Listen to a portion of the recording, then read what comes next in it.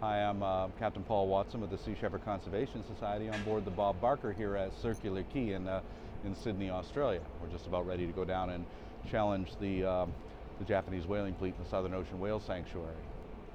The primary problem in the world today is the diminishment of biodiversity. We're living in a major extinction event that we're going to lose more species of plants and animals between 2000 and 2065 than we've lost in the last 65.2 million years. It's even got a name, the Homocene. And this diminishment of species, the reason for that is out of control human population growth, out of control consumption of resources. They're simply violating the three basic laws of ecology. The first is the law of diversity. Strength lies in diversity of species within it.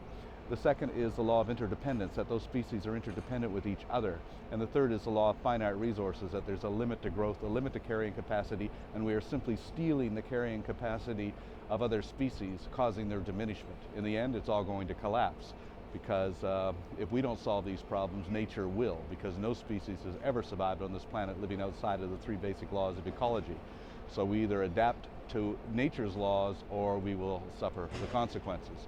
But of course, most people are really in a state of denial, so that statement really doesn't mean much to anybody.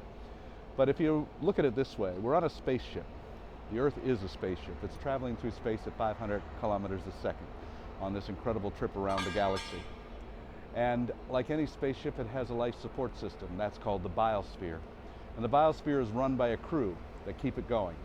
And that crew is not us. We are passengers on Spaceship Earth. We're having a great time entertaining ourselves, but the crew runs the ship. And the crew are the bacteria, the insects, the worms, and the fish, the plants, the trees.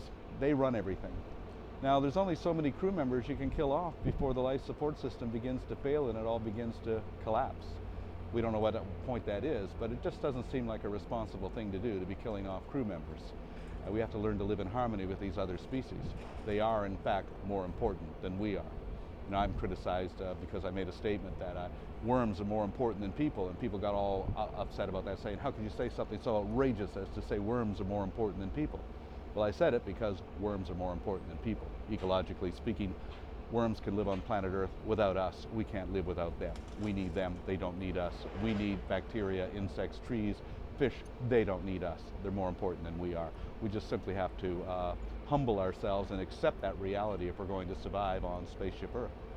The only way we're going to turn this around is by lowering human populations. The planet's just not capable of supporting and sustaining 7 billion human beings. We've got to lower this population through voluntary measures, or else nature will lower it for us. So there's really no choice here. We either do it voluntarily, and that'll probably be the nicest way to do it, or we allow nature to do it, and that'll be rather a ruthless way of having to deal with it, because nature isn't that kind when it really comes down to it. So how do we do that? We also need to lower our rate of consumption of materials.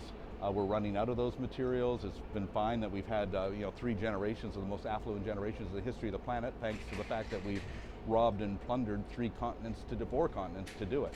We're running out of continents. There's only Antarctica left. And there's a limit to how much oil and titanium and cobalt and uranium there is on this planet before it's all gone. So when that's depleted, the whole thing comes crashing down. In fact, it all comes crashing down when we run out of the drug oil. Oil is what sustains these populations. So and we're just wasting it on every level and every means.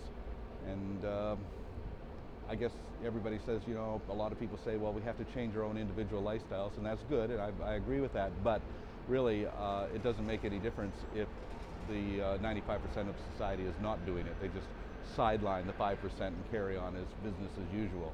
The problem is that in our culture, economics takes precedence over ecology, and as long as that continues to be the case, then we're not going to survive.